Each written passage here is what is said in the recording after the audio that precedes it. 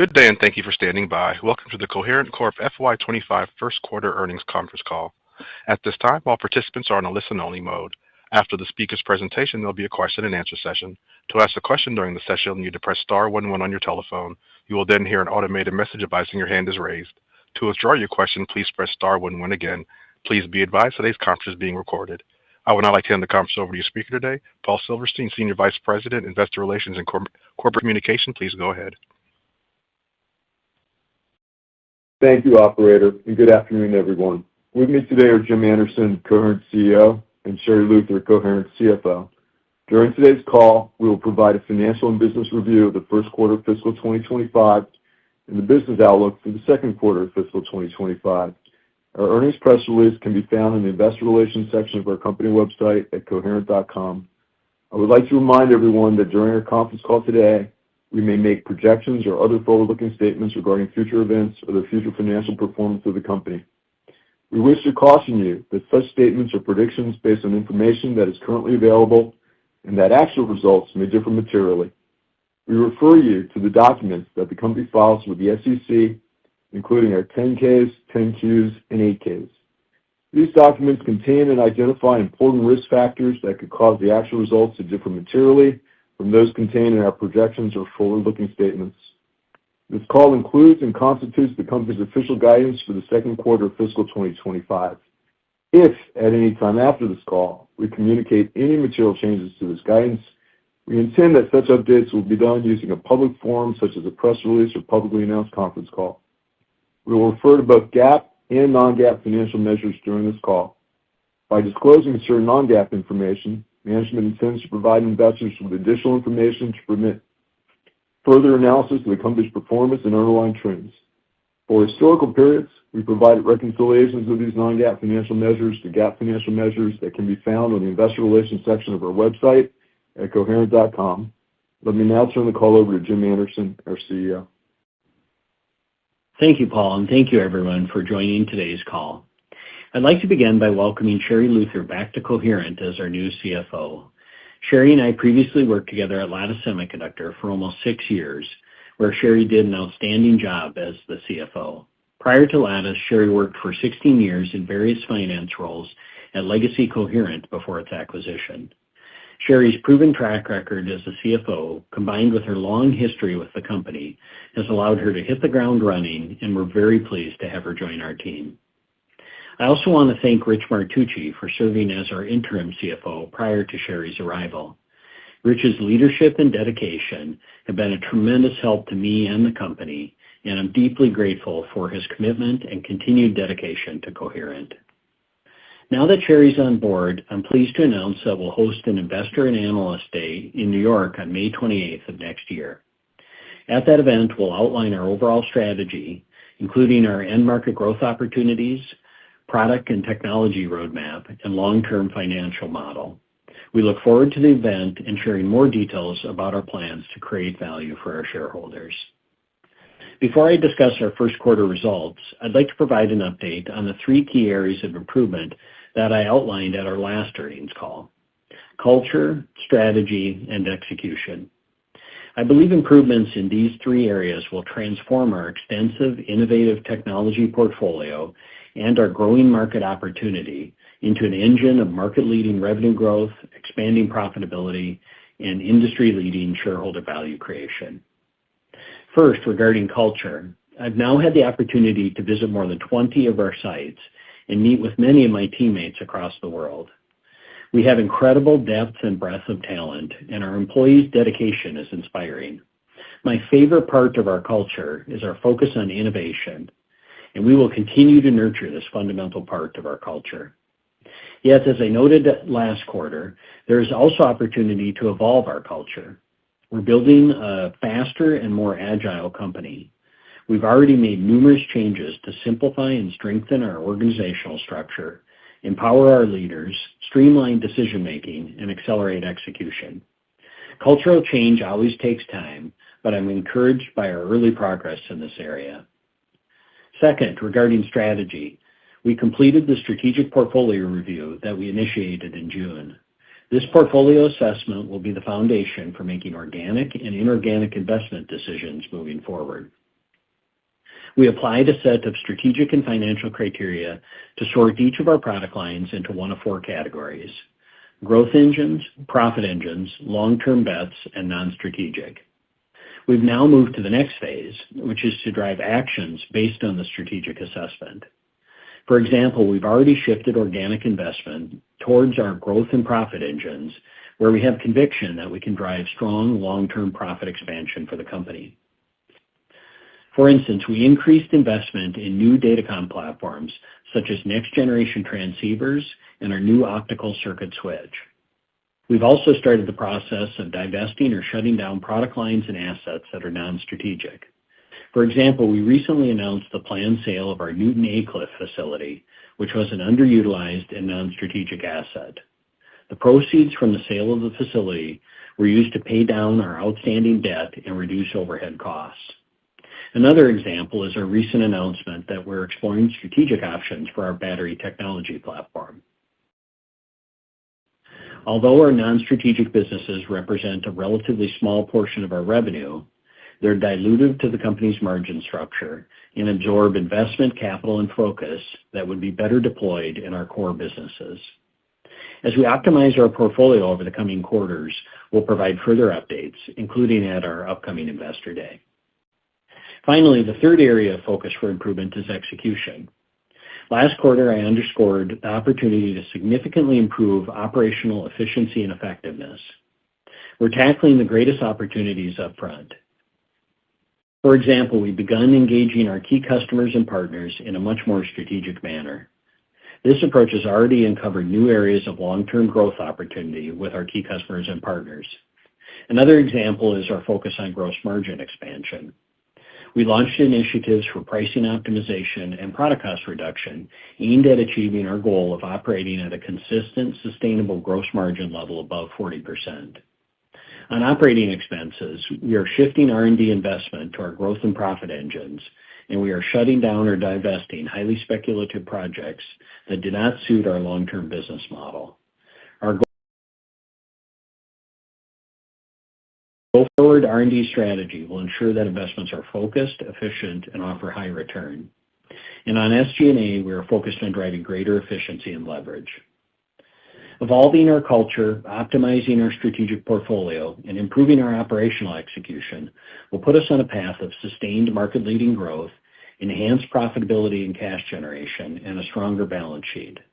I look forward to sharing more details at our upcoming investor meeting.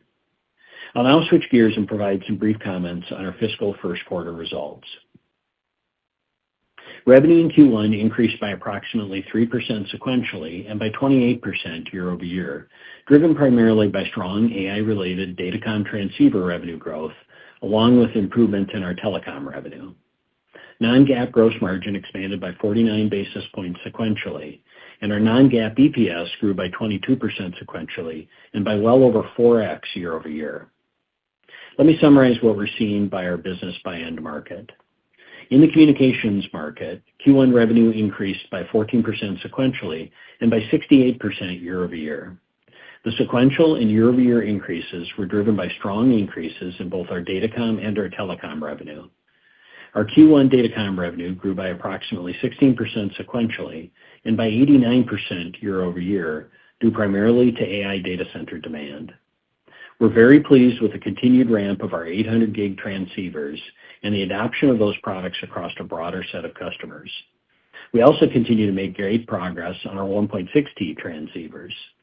Having delivered initial samples in the preceding quarter, we continue to expect to begin ramping sales of 1.6T datacom transceivers in calendar 2025. We're also investing in a broad portfolio of transceiver ingredient technologies that includes VCSELs, EMLs, and silicon photonics. The breadth of our extensive technology portfolio allows us to deploy the best technology solution for each customer and application.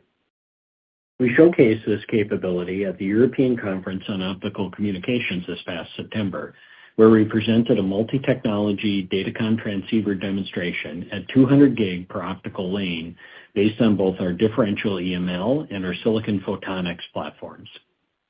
We also continue to make great progress on key enabling components such as 200 gig differential EMLs, 200 gig VCSELs, and CW lasers for our silicon photonics solutions. We also recently announced a family of high-efficiency lasers to power 1.6T optical transceivers based on silicon photonics. Beyond transceivers, our new Datacom optical switch platform continues to progress well and is generating significant customer engagement.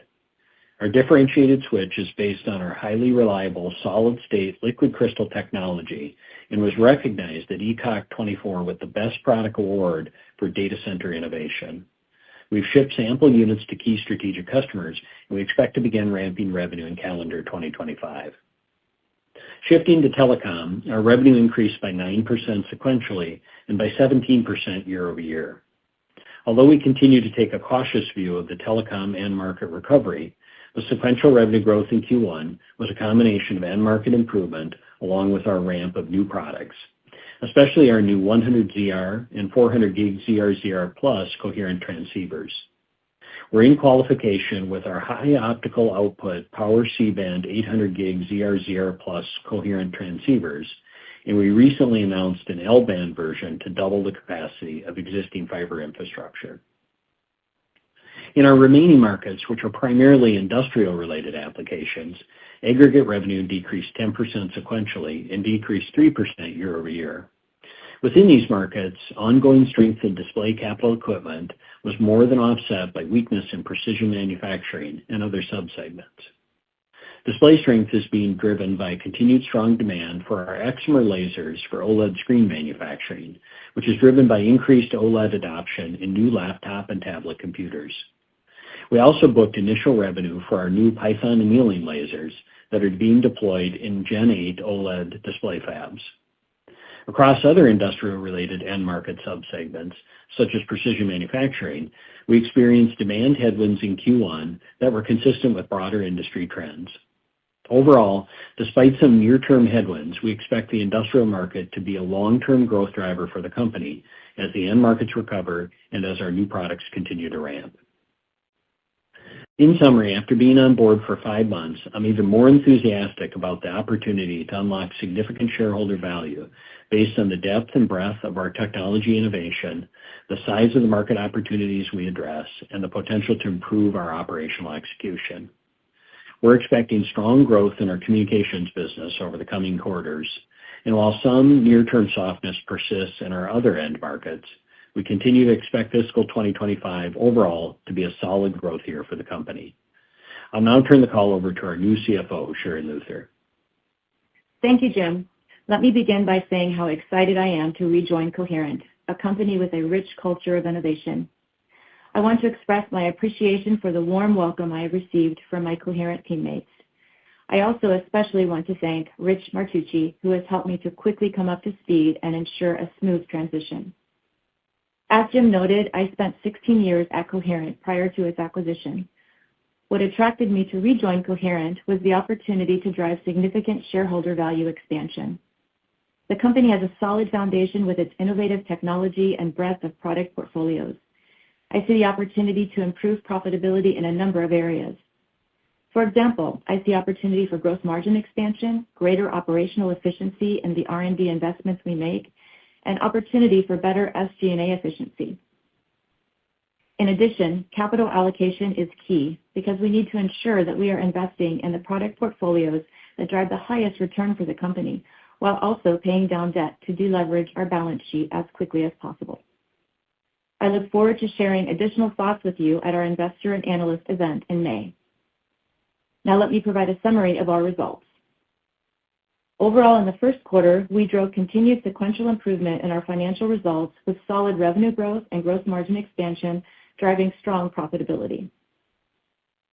With a strong focus on cash and capital allocation, we paid down $118 million of our debt, which reduced our net debt leverage ratio as defined in the credit agreement to 2.4 times.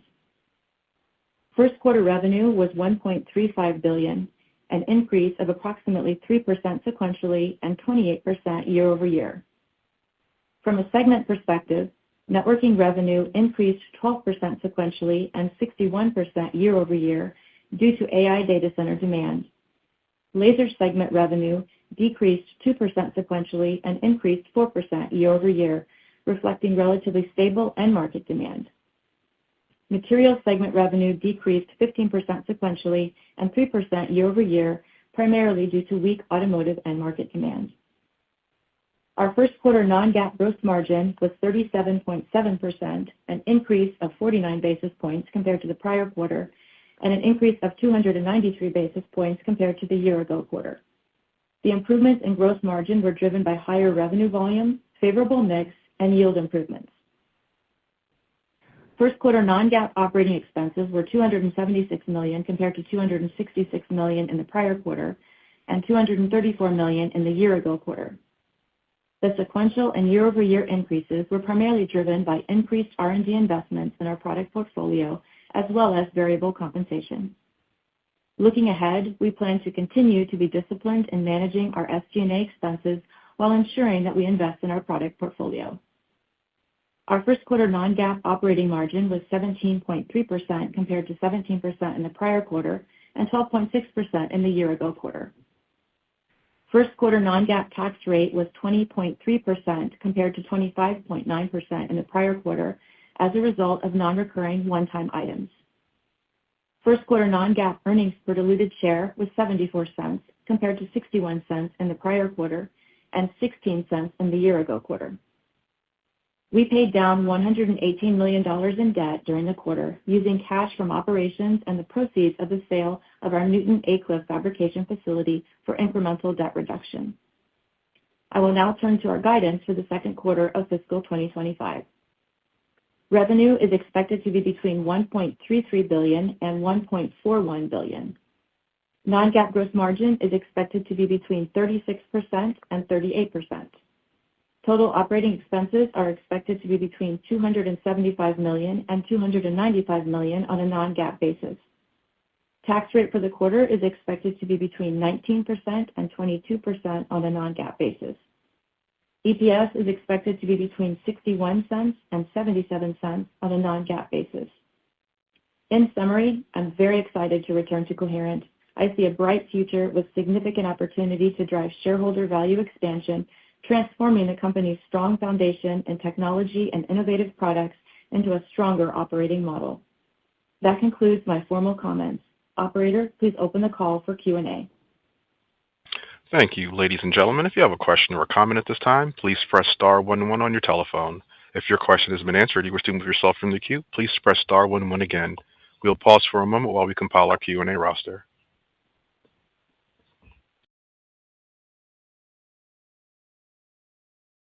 Our first question comes from Samik Chatterjee with J.P. Morgan. Your line is open. Hi. Thanks for taking my questions. And maybe if I can start with one for Jim, and then I have a quick follow-up. Jim, I think you mentioned it's been now 5 months since you joined the company. What's been the feedback that you've received from key customers or partners that you've talked to in terms of areas to focus on, areas that they really think Coherent's good, and or even areas they think Coherent can improve on? And then I have a quick follow-up. Thank you.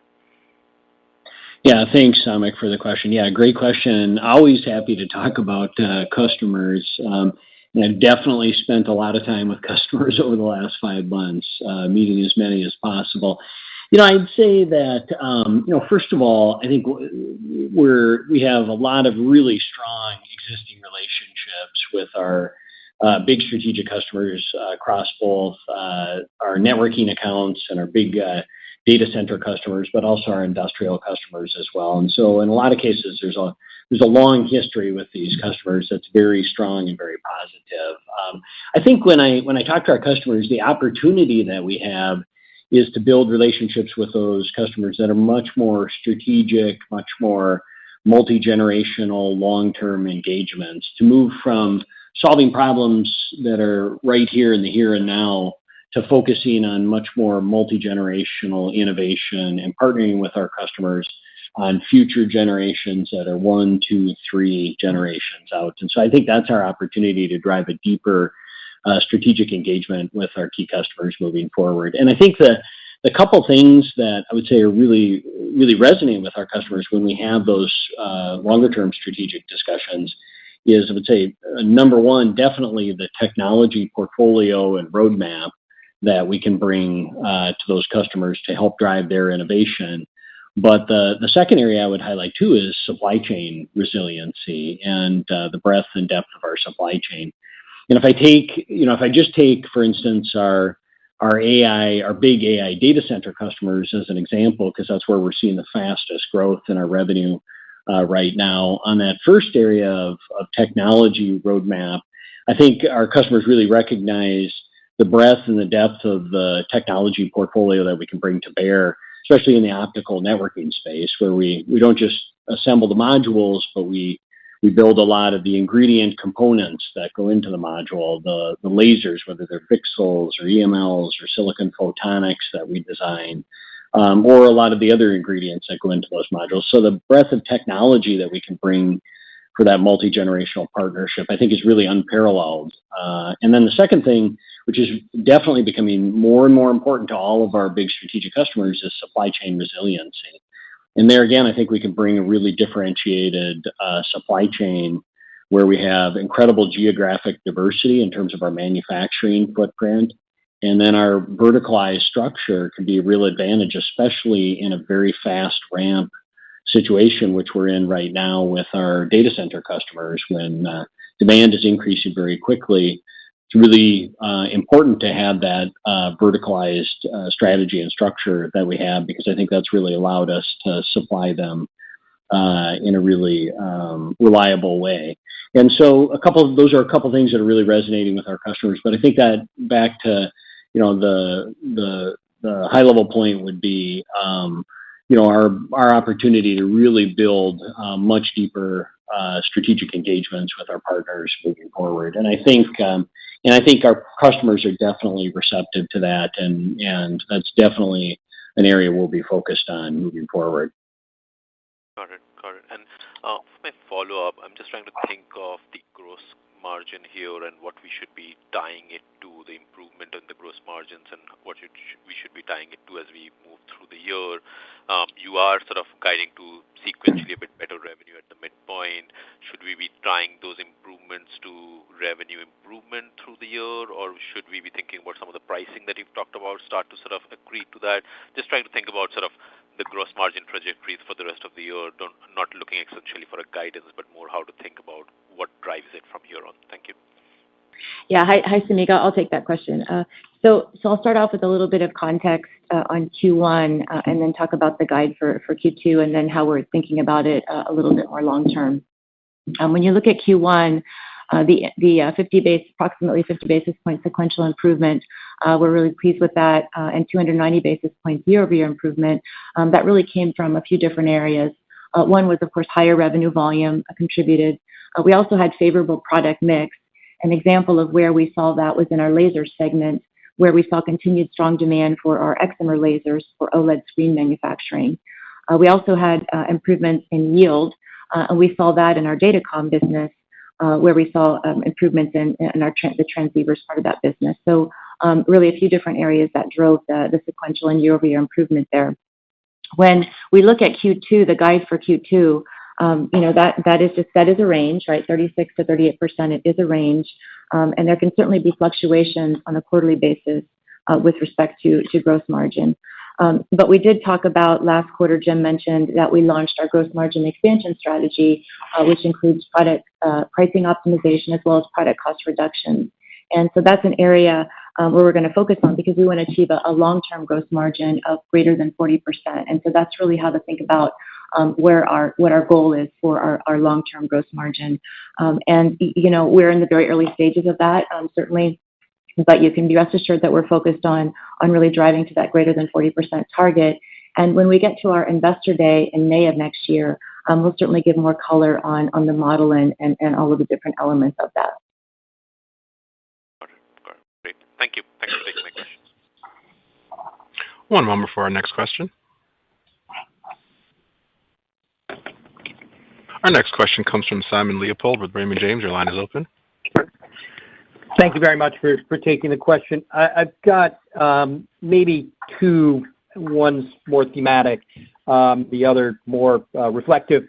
The first one is I'd like to really see if we can get some thoughts, particularly from Sherry, regarding priorities for the capital structure. It really just sort of weighing the options of delevering, investing in OpEx, maybe making acquisitions. How are you thinking about these? And my follow-up is, in terms of the strength of the Datacom business, I know previously management had talked about the products below 800 gig, basically 400 gig and below, being relatively flattish for the year. And I guess what I'm trying to understand is, where was the really upside surprise this quarter? Was it really 800 gig and above, or was there more strength from the more traditional products below 400 gig and below? Did that provide any upside, or was it all coming from the higher performance? Thank you. Thank you, Simon. I'll take the first part of the question on capital allocation. I'll let Jim take the second part of that. So from a capital allocation perspective, certainly lots of opportunity that I see in this area in joining the company. And, really the number one priority is in the organic growth of the company and making those investments that drive the highest ROI. Jim mentioned the strategic portfolio review that was undertaken, that was completed, and we're really in the next phase there, where we're shifting our R&D spend toward those programs that drive the highest ROI for the company in order to drive the long-term growth. So that's the number one priority. The second priority, and it's a very close second priority, and that is in reducing our debt to deleverage the balance sheet and really overall strengthen the balance sheet. This also serves to reduce the debt service costs that hit our P&L as well. In Q1 of this 25, we paid down $118 million to reduce our debt and brought our debt leverage ratio down to 2.4 times as defined in the credit agreement. So we're pleased with the sequential progress there. But in order to pay that down, we did use cash from operations, but took an incremental or component of that pay down was coming from the proceeds of the sale of our Newton Aycliffe fabrication facility that we sold off during the quarter. And so the sale of that facility really gave us the opportunity to pay down additional debt to further deleverage. And so I certainly have a history of aggressively paying down debt, and that's something that's going to continue to be a focus area for me and a very close second priority. And Simon, on the second part of your question around the Datacom business, so first of all, yeah, we're really pleased with the performance of that part of our business. Just to reiterate, the Datacom transceiver business was up 16% sequentially, and it was up 89% year over year. And you're right, we did see growth as well from a sequential basis in the 400 gig and below transceiver speeds. We did see sequential growth there. That was very nice to see. When you look across the customer base, customers are at different stages of adopting the different transceiver speeds. So we still have customers that are doing significant volume on 400G and below as well. And so it's really a mix of different transceiver speeds. And then back on 800 gig, I would say, look, we're really pleased with the overall ramp of our 800 gig transceivers. And then the other color I would add is that one of the things I'm really pleased to see is the breadth of customers that we have. The number of customers that are ramping 800 gig has significantly increased. If I look like a year ago, it was only maybe a couple customers. Now we have many customers ramping 800 gig. So there's a much bigger diversity of revenue streams underneath that on 800 gig ramp. And we do expect 800 gig to continue to grow over the coming quarters as well. Thank you very much. Thanks, Simon. One moment for our next question. Our next question comes from Thomas O'Malley with Barclays. Your line is open. Hey, guys. Thanks for having me on the call, and welcome, Sherry. It's great to have you. I just wanted to ask broadly into the out year. You guys have talked about some strategic alternatives that you guys are taking. You've reviewed the business. You kind of said the review is concluded. You talked about the sale of a facility. You paid down some debt, and then you pointed out specifically the battery business. But I was curious, is that all that you identified as non-strategic? Could there be additional sales on the way?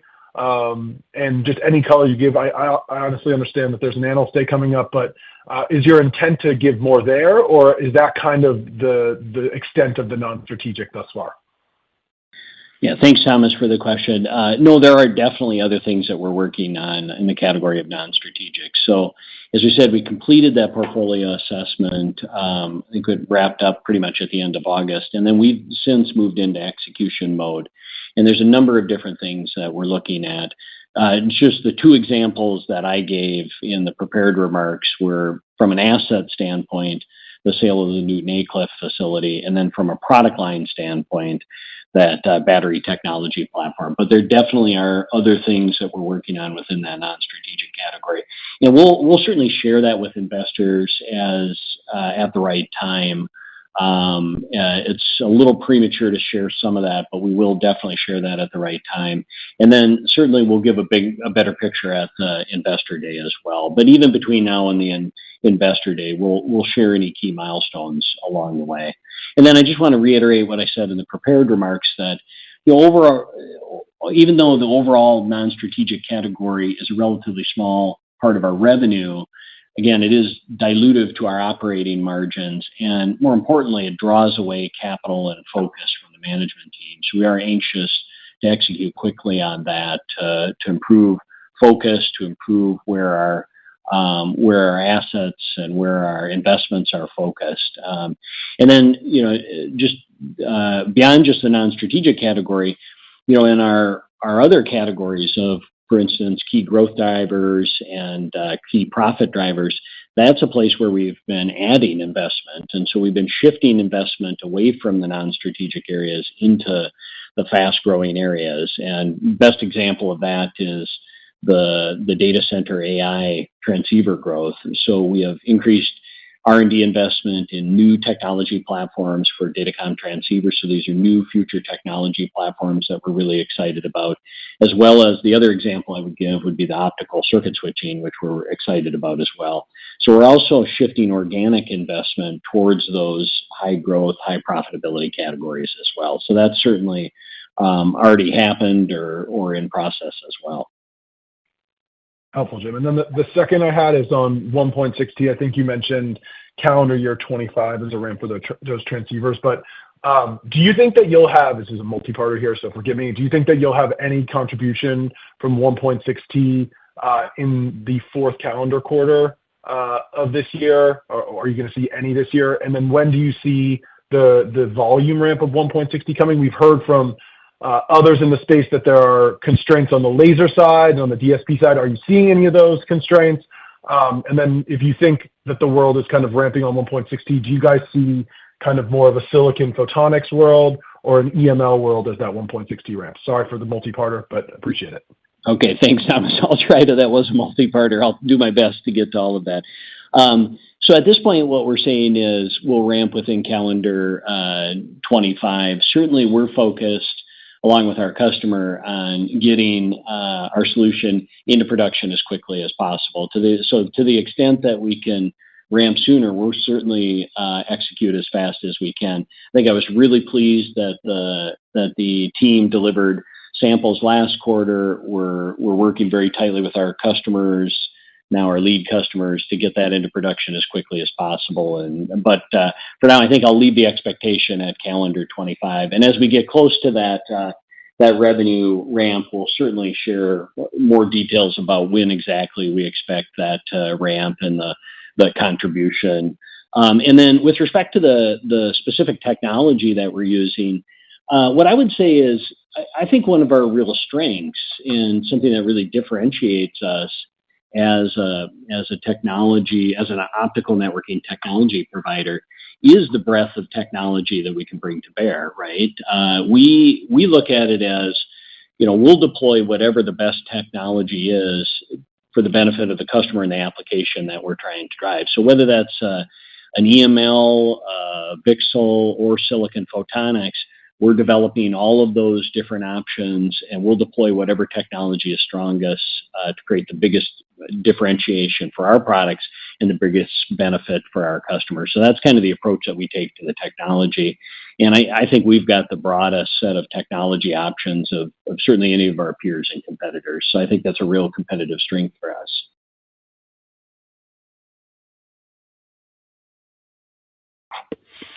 Thank you. One moment for our next question. Our next question comes from Meta Marshall with Morgan Stanley. Your line is open. Great, thanks. Maybe a couple questions for me. You mentioned some strength out of telecom in the quarter. Just wondered, is that more Asia-based or U.S.-based? And then as a second question, you had mentioned kind of some increasing yields for reason for upside on gross margins in the quarter. I wanted to get a sense of, is that some of the kind of tailwinds from some of the yield disruptions we saw in fiscal Q3 earlier this year, or is that just kind of additional improvements you guys have made to the business? Thanks. Yeah, thanks, Meta. First, on the first part of the question around telecom strength. So, telecom was a bit stronger than we had originally forecasted. Really pleased to see that. And it was, first of all, just to reiterate, it was a combination of two things. We saw end market improvement, but it was also due to some of the new products that we have ramping in telecom, and specifically on those new products. And I talked about this at last quarter's earnings, the 100 ZR and the 400 gig ZR Plus that we had begun ramping. We continue to see good ramp and contribution from those products, and so that certainly benefited us. But we did see some improvement in the end market, specifically around DCI, data center interconnect, but also even in the traditional transport area, the traditional telecom transport area, we did see some strengthening there. We are still taking kind of a cautious view and cautious outlook on telecom recovery overall, but it was nice to see some good end market demand signals and strength in Q1. And then with respect to Asia versus, I think you asked a question about Asia versus U.S. I'm actually not sure which market in particular. I believe we saw some improvement across both of those markets. And then on the second part of your question on yield increase, so as Sherry mentioned, in the Q1 sequential improvement from Q4 to Q1, there were three different factors. She highlighted yield being one of those. I wouldn't really characterize it as a tailwind. I would characterize it as new yield improvements. And this is actually something that I highlighted last earnings call when I talked about the gross margin improvement initiative that we were putting in place. I said there was two components of it. There was a pricing component of it, but there's also a big focus on product cost. And I mentioned yields as one of the key areas we've been focusing on.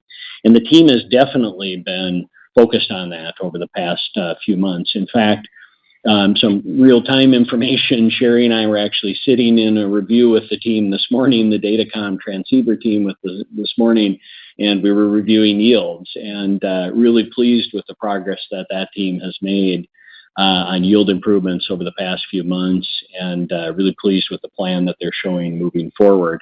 Now, we're still in the early stages of the gross margin improvement strategy, and we have a lot more work in front of us, but I want to say thanks to the team for the initial good work that they've done, and for the plan that they have moving forward. So yes, yields will continue to be a key area of focus for us. Great, thanks so much. Thank you. One moment for our next question. Our next question comes from Karl Ackerman with BNP Paribas. Your line is open. Yes, thank you. Jim, I was hoping you could discuss whether you are seeing data center customers reallocating procurement of optical transceivers to U.S. domiciled suppliers like Coherent. And then second, are you able to quantify your expanding TAM opportunity as AI clusters now have the option of being disaggregated into white box components that seem to benefit yourselves? Thank you. Thanks, Karl. Two really good questions. On the first one, on data center customers, and I touched on this briefly in I think one of the earlier questions, but one of the things that's very important to data center customers is supply chain resiliency. And the two things that we always talk about is, of course, number one, the technology roadmap that we have and the breadth and the depth of the technology and the innovation we can bring. But the other big part of the discussion is around supply chain resiliency. And this is something that I think customers are really, this is becoming more and more important to customers, but they're also really appreciating the differentiation and the value that Coherent brings in terms of supply chain resiliency, because there's really two components of our resiliency. Number one is we have tremendous geographic diversity in our production platforms and where our devices and modules are built and assembled. And so that geographic diversity, I think, is a big benefit to our customers. And then the second piece is around the verticalization. So we don't just assemble the transceiver, for example. We manufacture a number of the key components that go into that transceiver. So whether that's a pixel laser or an EML, or that's isolator, or even the garnet material that goes into the isolator that goes into the transceiver, a lot of that we do ourselves. Now we do leverage outside suppliers sometimes as well if it's to our benefit. But that verticalization is also the second piece that gives us, again, that really strong supply chain resiliency. And I think that is definitely recognized by our data center customers and becoming a more important factor moving forward. And then on the second part of your question around expanding TAM, yeah, that's a great question. I would say definitely the TAM is expanding for us for the reasons that you noted. I don't have a good quantification of that today, but I think we will definitely talk about that in the context of our Investor Day in May, when we share the full breadth of the market opportunity in front of us, and we'll certainly talk about the data center transceiver opportunity, and we'll talk about that expanding TAM at that time. Great, thank you. Thanks, Carl. One moment for our next question. Our next question comes from Ruben Roy with Stifel. Your line is open. Thank you. Jim, I actually had a similar question to the last one, and you started talking a little bit about some of the components that go into transceivers. I was wondering if, last quarter you talked about build versus buy, and earlier this year the company talked about expansion of the 6-inch wafer fab, N5 fab. Wondering if that's an area that you could, maybe accelerate, and if so, how are you thinking about, sort of build versus buy and, kind of insourcing some of these components, certainly on the EML side, as we're hearing about, constraints, et cetera, as you think about 25 and 26. Yeah, thanks, Ruben. So, first of all, our philosophy in general, let me start with what is our general philosophy on build versus buy, or develop ourselves versus leverage the outside ecosystem. What we want to always be doing is applying our R&D dollars to the areas that we can truly differentiate, right? So if we believe that we can create true differentiation for our customers that benefits our customers, and do something that's not available in the rest of the market, then that's a good use of our R&D dollars, and that can benefit our customers both in terms of the technology advantage or maybe the cost structure advantage. So to the extent that we drive true differentiation, we'll do that. And if we can't, then we should be leveraging the outside solutions, right? So if we can't generate some real advantage for our customers, then we should be leveraging the ecosystem. And I think that same philosophy applies to our supply chain as well, is if we can generate an advantage for our customers that may be technical or cost structure advantage or supply chain resiliency advantage, then we should do that, right? But if we can't generate a genuine advantage, then we should be leveraging the outside ecosystem. And so there are times when we choose to verticalize and build those components ourselves, and there are other times where we choose to leverage outside suppliers. And I think we're moving forward. We're going to be much more strategic and deliberate about that than maybe we have been in the past. But that's our general philosophy. Very helpful. Thanks, Jim. And just a quick follow-up. I might have missed this, but on the telecom commentary, last quarter, you had a little bit more of a muted outlook on telco, nice surprise here to the upside. Was that mostly driven by DCI, or were some of the traditional telecom products also a little bit better than you had thought? Thank you. Yeah, thanks, Ruben. It was a combination of both. Yeah, the end market was a bit stronger, and that was a combination of DCI, but also traditional telecom transport as well. We saw an uptick in end market demand there too. And as I mentioned earlier, we're still taking a cautious approach to the telecom market. I'd like to see a couple more quarters of improvement before we're positive that the market is fully recovering, right? But some good positive signs so far. Appreciate it. Thank you. One moment for our next question. Our next question comes from Christopher Rowland with Susquehanna. Your line is open. Hey, guys. Thanks for the question. And I guess, firstly, welcome, and also welcome back, Sherry. My question, I guess, first is a follow-up to Ruben's on EMLs. Are you guys going to be commercially shipping your own EMLs into either 800 and 1.6 next year?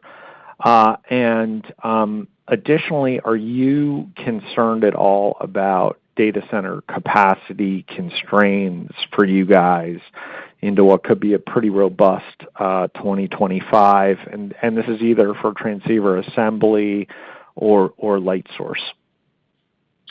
Yeah, thanks, Chris. So on the first part of the question on EML usage in 800 gig and 1.6T, on EMLs, I'll just start by saying we use a combination of our own internally developed and produced EMLs, as well as we do leverage EMLs from very good partners as well. And so, again, back to that prior question on kind of philosophy, where we think there's benefit for our customers, we will do that internally, but where we can leverage the outside ecosystem, we'll also do that. And so, I would anticipate, us continuing to do that in whether it's 800 gig or 1.6T, us continuing to leverage both internal as well as external sources.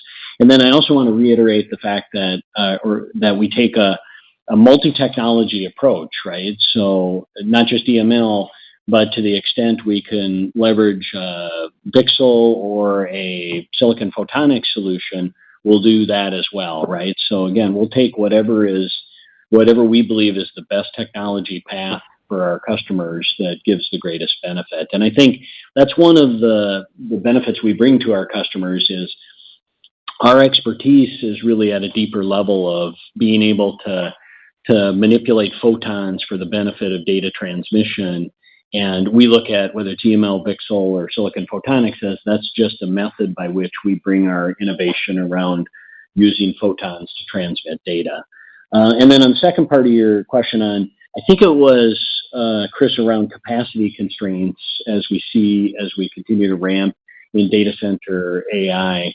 I would say that, first of all, I would say that I want to take the opportunity to thank my production and engineering manufacturing teams for doing a great job of supporting the ramp of our data center AI business. They've really done an outstanding job making sure that we deliver for our customers. And that's not to say that we don't have a constraint here or there, but I think overall they've done a really outstanding job meeting the demand needs of our customers. And that's certainly our focus moving forward.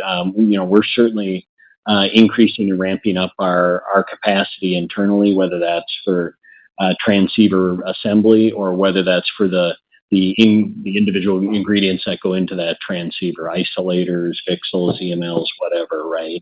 So we're ramping up our capacity, and certainly our goal to make sure that we've got the right capacity for the demand that we're seeing from our customers. Excellent. And then perhaps a follow-up, Jim. Now that you've had some time to kind of look under the hood, so some of the pushback that I get is around margin expansion opportunities in data center, particularly on the transceiver, your old Finisar business. as you look to your path for greater than 40% total company GMs.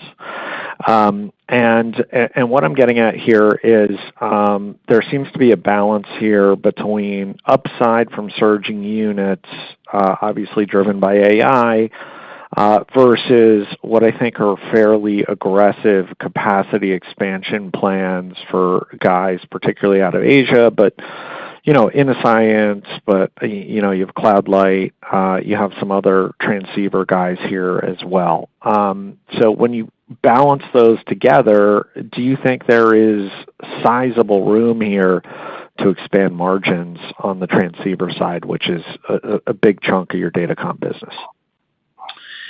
Yeah, thanks, Chris. Let me start at the company level, and then I'm going to come back to data center transceivers and how that fits in. The short answer on data center transceivers is yes, and it's product cost. But I want to paint the company picture first, right? So at a company level, we're going to march towards that 40% gross margin goal, and I think there's two, like we talked about, there's two big initiatives, one around pricing and one around product cost.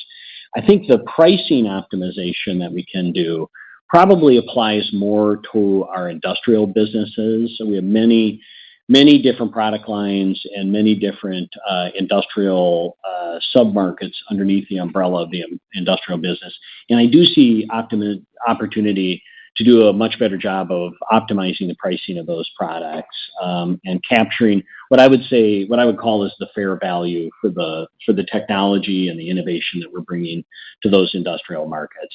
Now, in pricing in the datacom transceiver space, there I think I would say there's not as much opportunity on the pricing side. But what I would say is, there's definitely opportunity on the product cost side, and that's one of the examples I gave earlier on the call.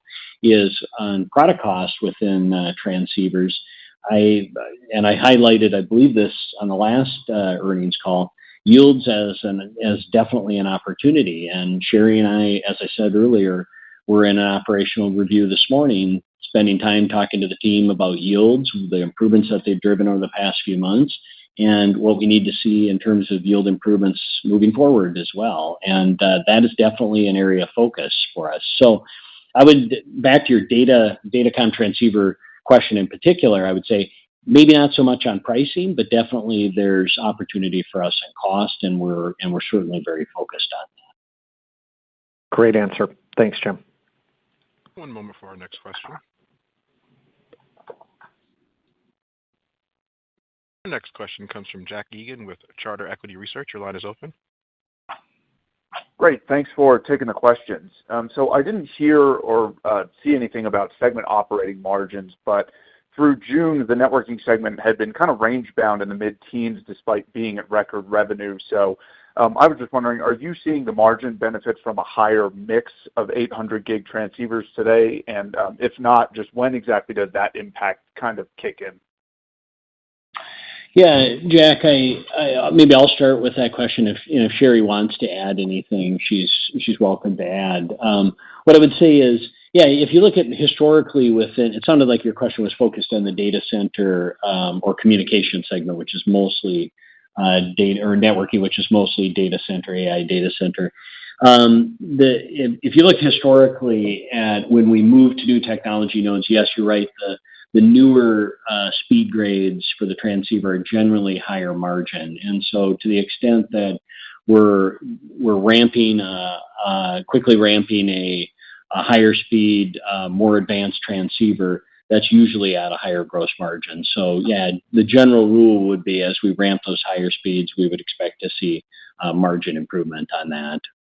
Yeah, I'll just add that if you look into our Q, you'll see, Jack, that we do show a segment profit, and on the networking side of the business, we did see higher segment profits sequentially. So you will see that in there when you dig in. Okay, great. I appreciate that. And then my follow-up's a bit of a kind of a higher level question. So it was good to see a rebound in telecom, but we've seen this prolonged slowdown in that market after the carriers spent quite a bit on 5G spectrum licenses at first, and then obviously on the 5G equipment build out itself. But when you look at some of the commentary kind of across the telecom supply chain, it's been pretty difficult to monetize 5G. So the carriers might not have much incentive to, keep spending and adding new capabilities. So that being said, I'm just kind of curious on your long-term growth outlook for telecom and, whether it may be challenged in the long term just because those newer, more advanced generations like 5G Advanced or 6G are just difficult to monetize. Yeah, thanks, Jack, and that's a great point, and that's exactly why we're taking here in the more near-term quarters, we're taking a more cautious view on telecom, right? That's why last quarter I said we're taking a cautious view, and the same applies to this quarter as well. As until we see a dramatic pickup in telecom operator capex, I think that market may be challenged in terms of recovery. Now, that said, we did see in Q1 some strong positive signs, as I said earlier, and I think the clear area of growth is around data center interconnect. We are definitely seeing strong demand signals in DCI, right? And obviously that's only a portion of the telecom market, but we are seeing very strong demand signals there. And then, as I mentioned before, we did see a little bit of recovery in telecom, traditional telecom transport as well. But we agree in the nearer term, we're definitely taking a more cautious view of the telecom recovery. Now, over the long term, we still do believe that telecom over the long term will continue to grow, and we believe that's a great growth area for the company. We've got a lot of new products that are ramping in that segment, and then we'll paint a more complete picture of what we see as a long-term opportunity as part of our Investor Day in May. Great. Thank you, guys. One moment for our next question.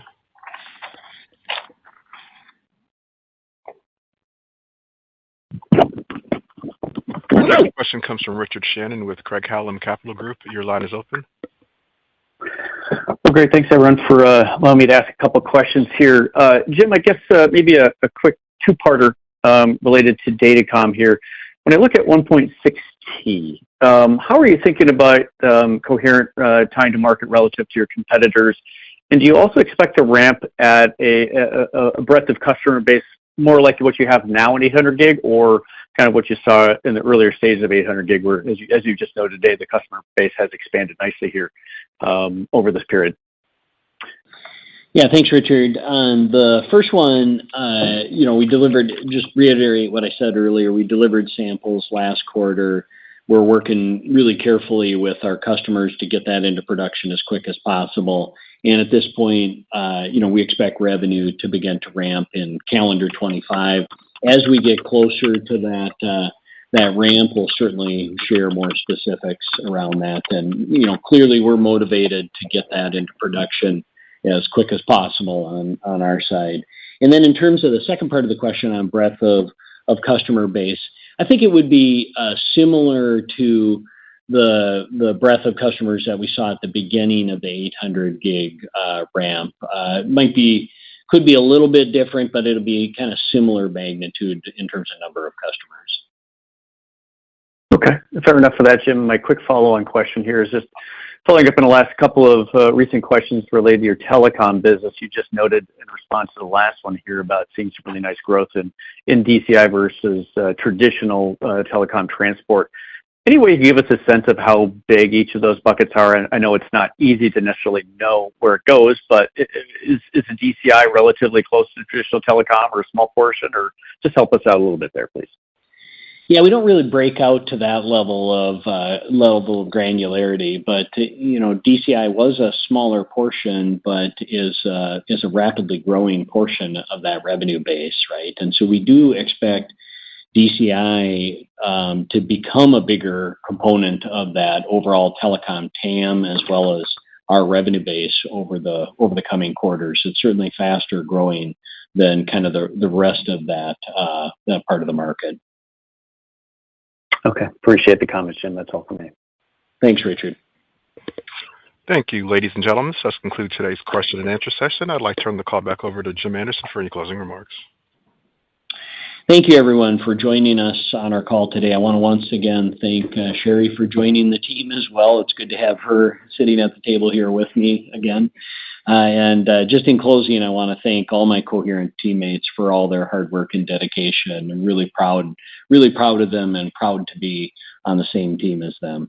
And we thank you for all of your support and look forward to updating you on our progress. And operator, that concludes today's call. Thank you, ladies and gentlemen. This does conclude today's presentation. You may now disconnect and have a wonderful day.